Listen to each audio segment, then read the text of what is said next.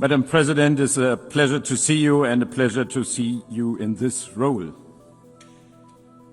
Excellencies, on December 10th, 1932, a friend picked up Albert Einstein and his wife at their house near Berlin.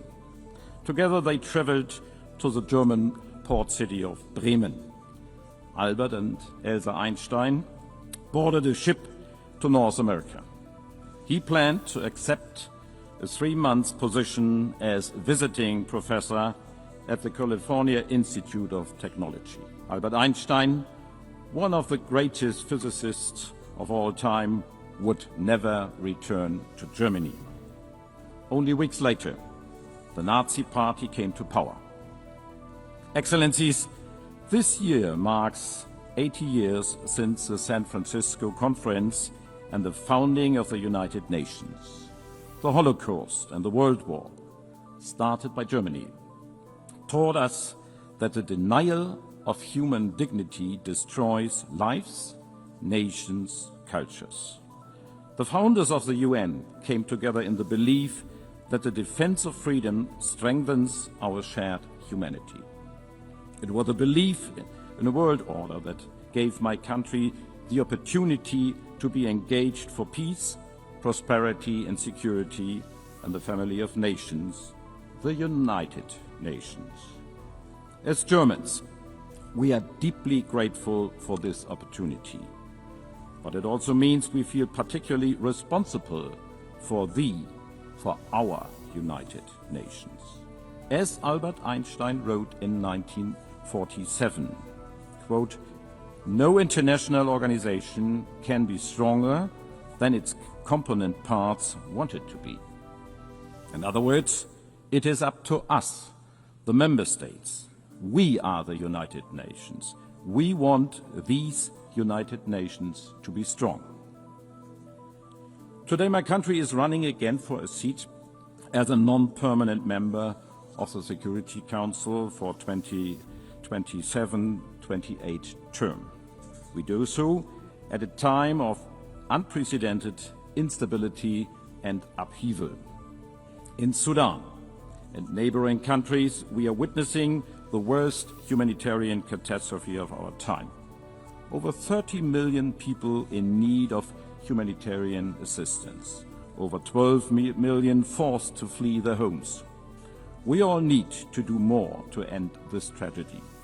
The security of the entire region is on the line. The terrible war in Gaza is raging on. Hell on earth. A humanitarian nightmare as we speak. This war must end. The hostages must be released. The existence and the security of Israel will always be part of our raison d'etre. There must be a future in peace and in dignity for all in the Middle East. As we have reaffirmed in this hall this week, 2 states for 2 peoples, the only solution. I commend all those who continue to work tirelessly to find a path to peace, notably the United States of America. Excellencies, Iran has created and armed a network of malign proxy forces destabilizing the region. In addition, it has for many years been engaged in a nuclear program which goes far beyond any plausible civilian use. For us, it is imperative. Iran must never acquire a nuclear weapon. Since Iran clearly does not comply with its obligations under the Joint Comprehensive Plan of Action agreed to in 2015, we had no choice but to trigger the snapback of sanctions.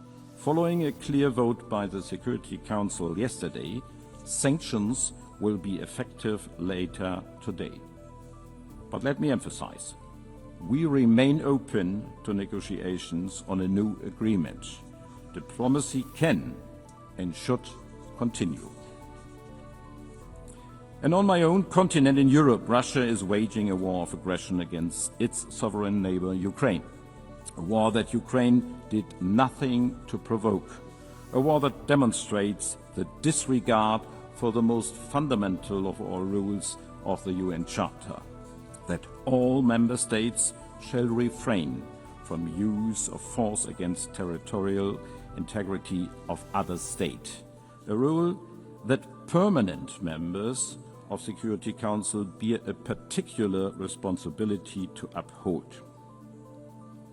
And while our minds are focused on current security and humanitarian crises, we are aware that they are aggravated by the planetary crisis of pollution, climate change, and biodiversity loss, all of which threaten to bring more instability, more conflicts over resources, more lost lives and livelihoods.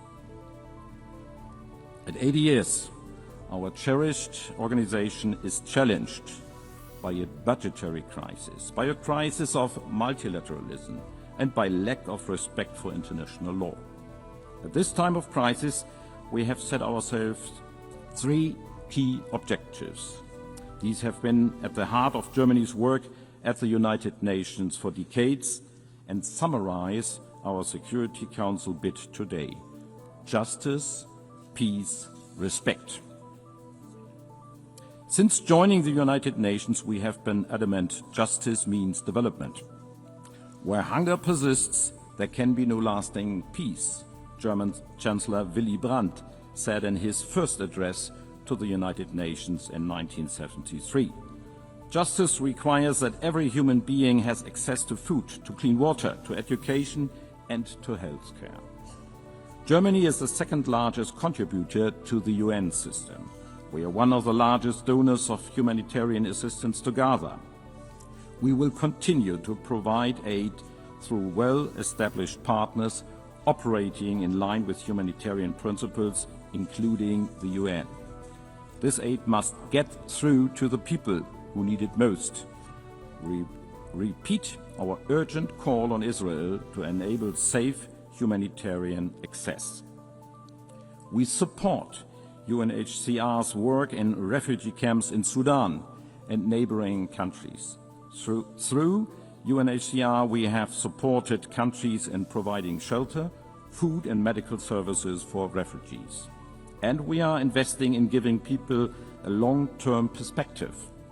I saw for myself how citizens from Mariupol have been able to find shelter in a hub created by the UNHCR in the city of Dipno, and how displaced people in Bekaa Valley in Lebanon were able to return to their restored communities through the support of UNHCR.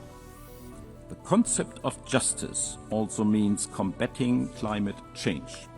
I myself come from a coastal region in the north of Germany. I know firsthand the risks and the consequences of rising sea levels. And I can assure those whose safety and livelihoods are already endangered by climate change today, we are and we remain by your side. Climate justice means supporting those who are most affected, helping them adapt and address the losses they are already facing. It means significantly reducing emissions globally and keeping the 1.5-degree limit within reach. Germany will be a reliable partner in this. We stand by our target to be climate neutral by 2045. Excellencies, justice, peace, respect. 35 years ago, we made a promise that a reunited Germany would work towards peace and stability. Our contributions to peacekeeping and peace building are proof that we are keeping that promise. German troops, police officers and personnel have served in 14 peacekeeping missions over the last 3.5 decades. As we speak, the German military is contributing the maritime component of UNIFIL off the shores of Lebanon. German military personnel supports UNMISS and MINURSO.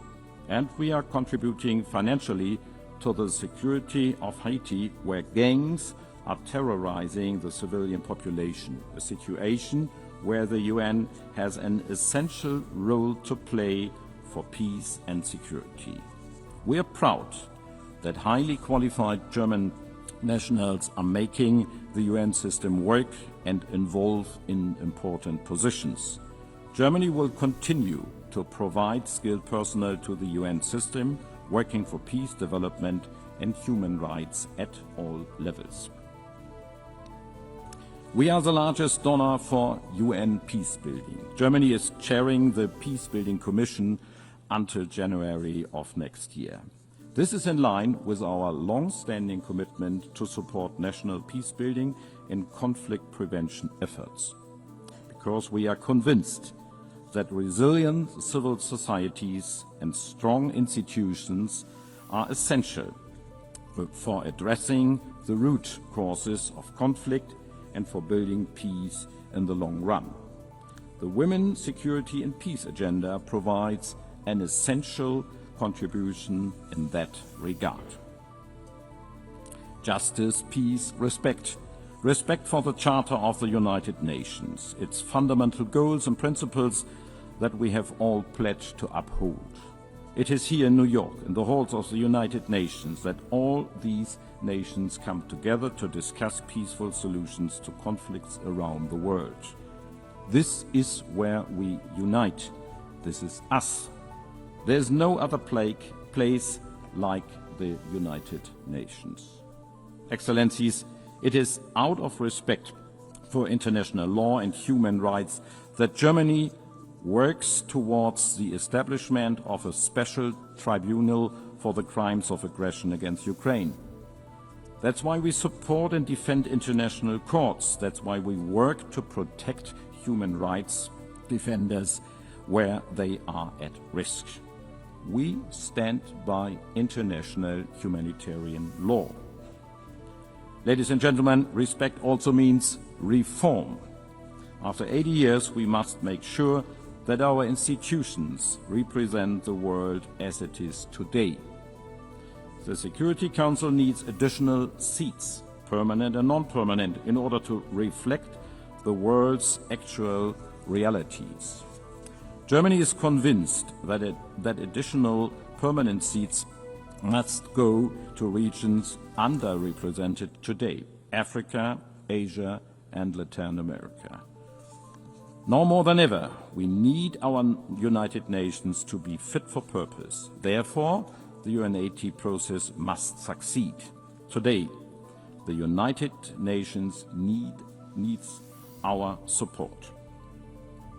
Excellencies, we all would only stand to lose in a world where might makes right, where international rules are obsolete, in a world where treaties are only binding for the weak, and where war is a continuation of diplomacy by other means. Such a world would ultimately be governed by force. Justice, peace, respect, that is Germany's offer to each and every nation represented here in this great hall. It is an offer to listen, to cooperate, to find solutions. It is an offer rooted in our willingness to listen carefully to your concerns. And it is an offer which we are ready to back up. It is an offer you can always count on, now and in the future. Thank you.